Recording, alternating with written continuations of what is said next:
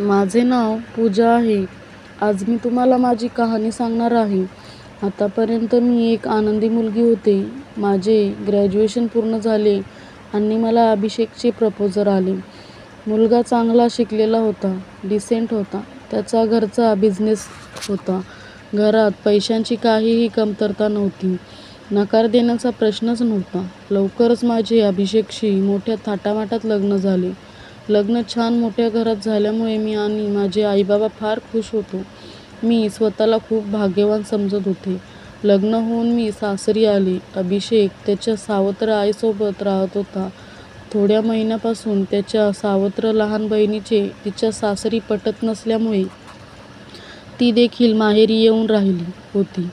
आज माझ्या लग्नाची पहिली रात्र होती. मी आमच्या रूममध्ये जाणार इतक्यात सासूने आणि माझ्या नंदेने मला त्यांच्या रूममध्ये बोलावले.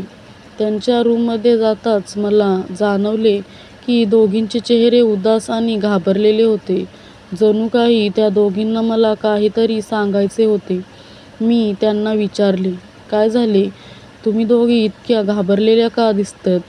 त्यावर माझी सासू म्हणाली, बेटा, आम्हाला तुला काहीतरी सांगायचे आहे गं, पण तुला हे सगळे मोठ्या हिमतीने ऐकावे लागेल. आता आम्ही तुला जे काही सांगणार आहेत ती गोष्ट फक्त आपल्या तिघांमध्येच ठेव. घर आता नातेवाईकांनी भरलेले आहे. इथे बातमी पसरायला जास्त वेळ लागत नाही आणि ही गोष्ट सगळ्यांना समजली तर आमच्या घरची इज्जत जाईल. आता तू या घराची सून आहेस आणि तुला या घराचा मान राखायचा आहे. सावत्र असले तरी अभिषेकची मला खूप काळजी वाटते. सासूबाईंचे बोलणे ऐकून मी खरे तर थोडी घाबरले. मी त्यांना म्हणाले, आई, काय प्रकरण आहे ते तुम्हीच सांगा. सासू म्हणाल्या, मुली, माझा मुलगा हा पुरुष नाहीये. हे ऐकून मला धक्काच बसला. मी म्हणाले, आई, का बोलताय तुम्ही हे?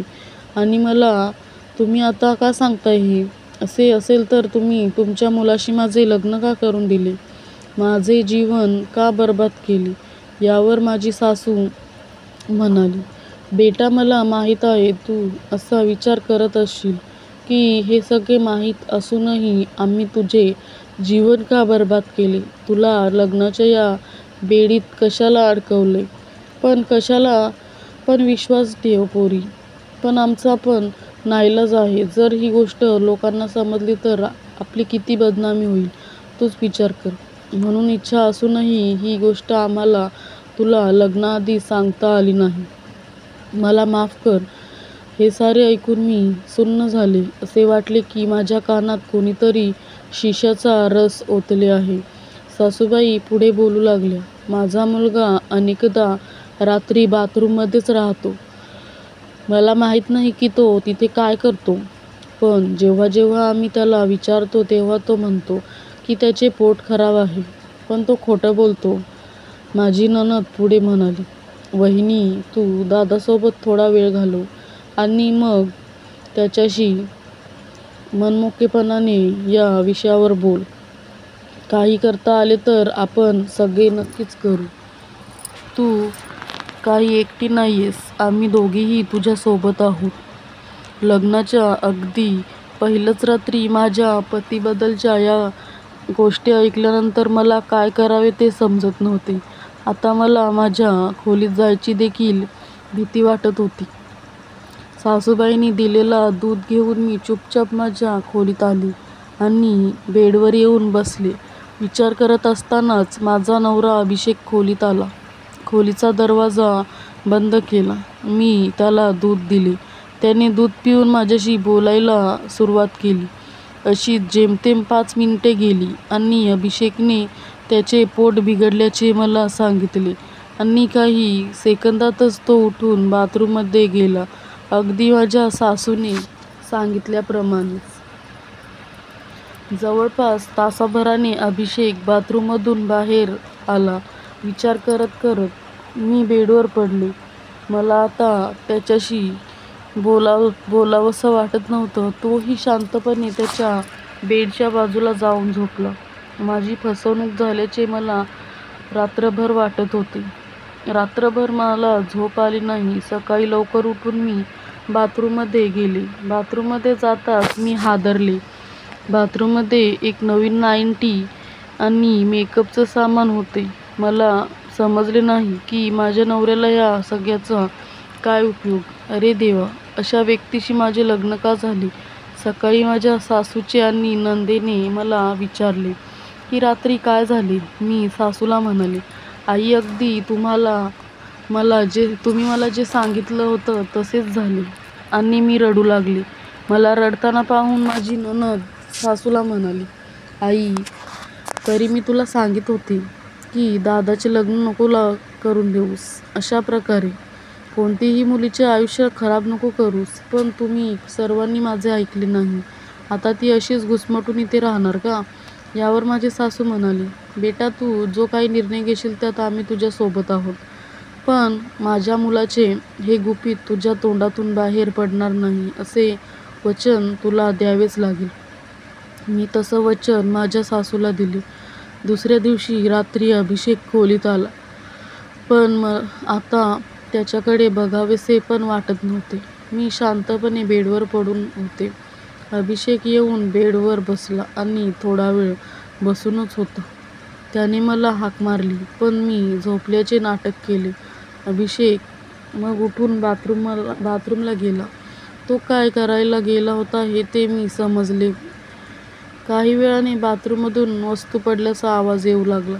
थोड्या वेळाने तो आवाज बंद झाला आणि तो बाथरूममधून बाहेर आला. मात्र यावेळी तो पटकन बाहेर आला, येऊन बेडवर झोपला. आमच्यात काहीही घडत नव्हते. काय करावं हा विचार मनात येत होता. विचार करत करत रात्री केव्हा तरी मी झोपी गेले. सकाळी लवकरच मला जाग आली आणि उठून मी बाथरूमला गेले. मात्र यावेळी बाथरूममध्ये गेल्यावर सर्व सामान विखरलेले होते. नवीन नाईटी फाटलेली होती आणि मेकअपच्या वस्तू विखरलेल्या होत्या. एक कागद चुरगाळून फेकला होता. मी उत्सुकतेने तो कागद उचलून पाहिला. त्यावर टू माय ब्युटिफुल वाईफ असे लिहिलेले होते. मी एकदम गोंधळून गेले. अभिषेकने या साऱ्या वस्तू माझ्यासाठी आणल्या होत्या.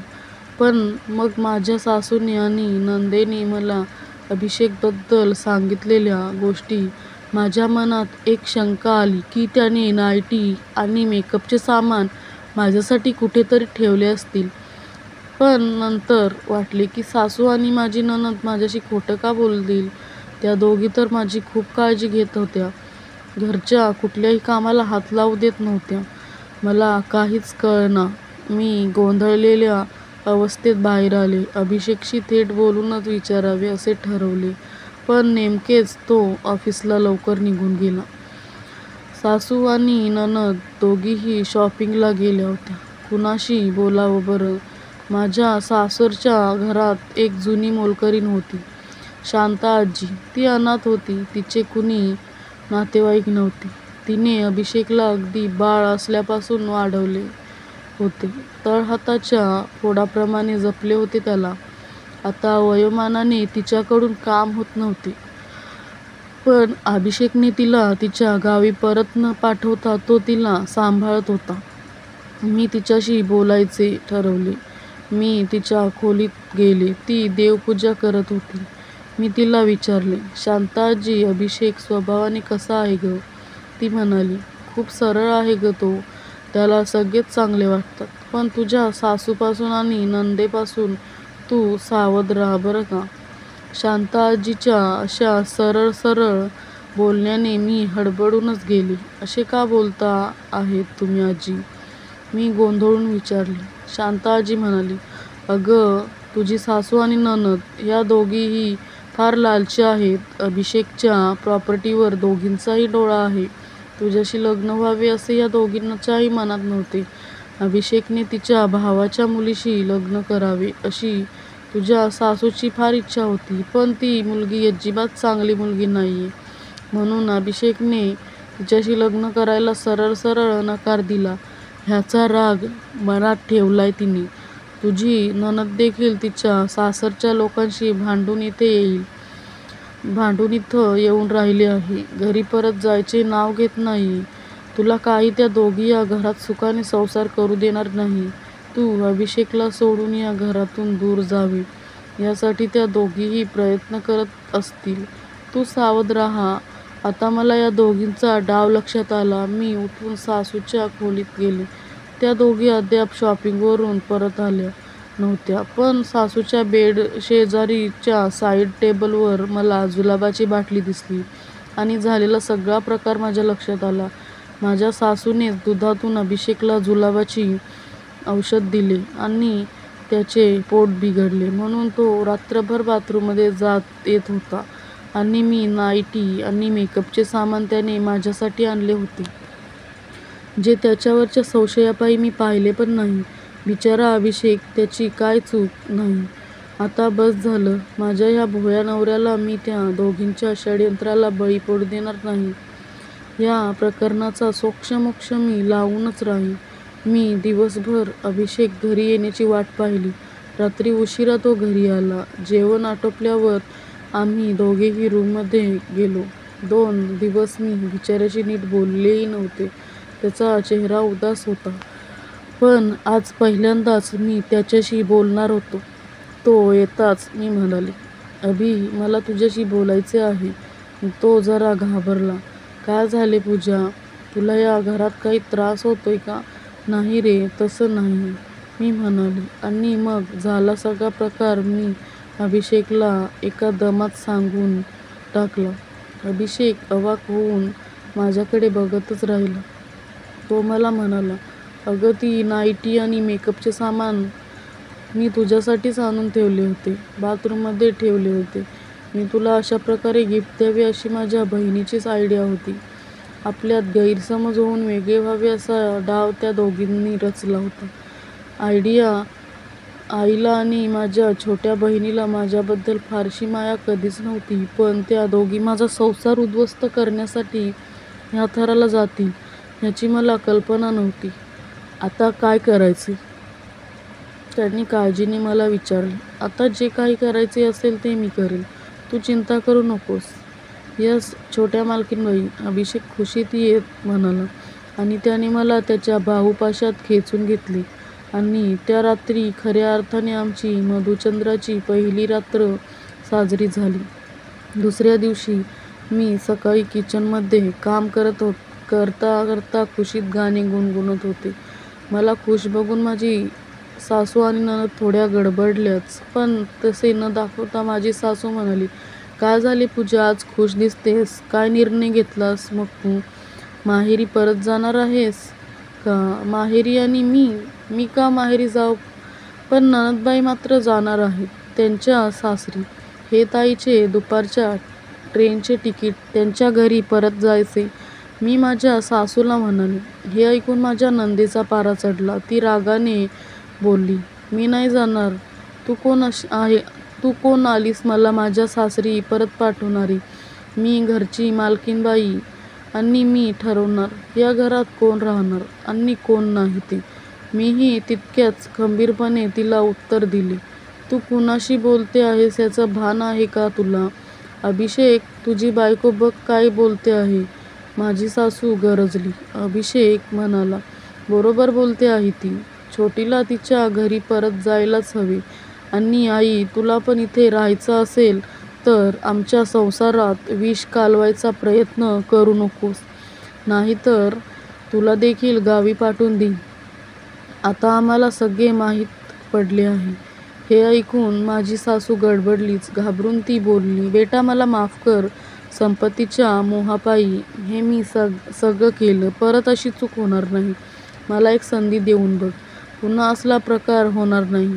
मी आजच छोटीला तिच्या घरी पाठवून देते. हे ऐकताच छोटी रागारागाने पाय आपटत तिच्या खोलीत पॅकिंग करण्यासाठी निघून गेली. मी अभिषेकला म्हणाले, ठीक आहे, आता आपण हे प्रकरण इथेच संपवू. या दोघींना माफ करू आणि पुन्हा नव्याने सुरुवात करू. अभिषेकनेही मग प्रकरण जास्त न ताणता त्याच्या सावत्र आईला आणि बहिणीला परत एक संधी देण्याचे आणि परत नव्याने सुरुवात करायचे ठरवले. झाला सगळा प्रकार. शांता आजी कोपऱ्यात बसून खुदू हसत बघत होती. तर मित्रांनो, तुम्हाला ही कथा कशी वाटली ते कमेंट बॉक्समध्ये नक्की कळवा आणि अशाच कथा ऐकण्यासाठी माझ्या चॅनलला सबस्क्राईब करा. धन्यवाद.